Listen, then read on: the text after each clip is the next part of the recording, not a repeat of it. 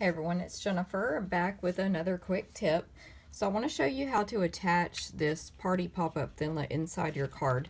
So I've already die cut Hip Hip Hooray, and it has these little points where you align it with the fold in your card when you die cut it. So super easy. And of course I use my precision plate. And I had just folded this piece of Daffodil Delight paper in half with my bone folder before I started. So now that it's die cut, I'm going to fold it in half again and just make sure it's folded well. And then pop Hip Hip Hooray out this way and make these score marks a little more crisp. And so basically fold that in. Okay. And then for this particular card, I want designer paper to show through the hole instead of my card. So I just have a piece of designer paper that I've cut down and I folded it in half with the bone folder. So the first thing I'm going to do is attach that to here. I want the pink to show.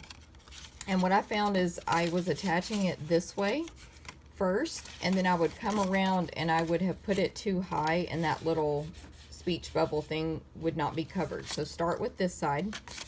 I'm just going to use Snail adhesive for this one. So hopefully you can see where I put that adhesive.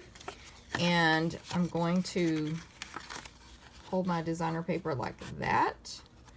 And then of course I want to make sure it just covers the bottom of that speech bubble there.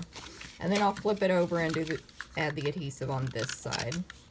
And this paper is cut to this odd size so that I could get the maximum out of my 12 by 12 sheet. That's why it barely covers right there. So now when you open it, you'll see that on the inside.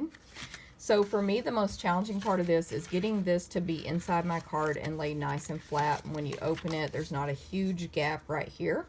I haven't been able to avoid the gap completely, but I'm going to show you my best advice. So of course I cut this down a little smaller than a normal card base.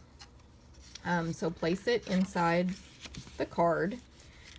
You can't get stressed out about your borders being perfectly even on both sides because it's really difficult, so just don't worry about it. And so get it where you think you want it, and then I'm just going to place Snail adhesive on this side and check my alignment again and place it down, and then I'm going to use tear and tape on the edge here.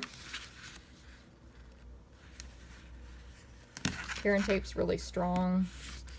It's like our old sticky strip, but it's just easier to apply because you can tear it with your hand. So I'm going to peel that off.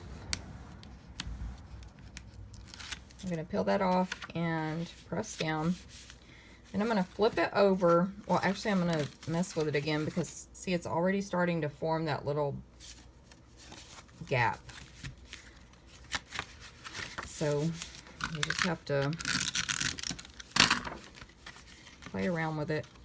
I find when I fold it back flat like this, my alignment is off a little bit.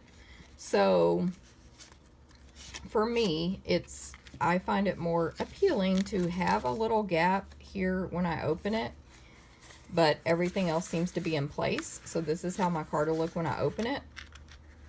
Or you could put that into the corner more, but it's going to be off in another way. So that's how I'm doing it, and then I'm placing another piece of tear and tape right here and locking that into place. And so that's how I'm doing it. I'm sure there's lots of other tips out there and ways you can attach this inside your card, but this is what I found to work best for me. And let me show you real quick how it looks when you're finished. So the inside of the card will now look like this. You are going to have that little gap if you do it this way. But to me, when I receive a card, I'm going to open it up and think this is amazing and all that. And I'm not going to try to lay it flat on my table. So I think it's okay. And it would look cute sitting up on my desk like that as well. So if I receive this card, I'm going to love it with the gap. So that's my quick tip on the pop-up Thinlits.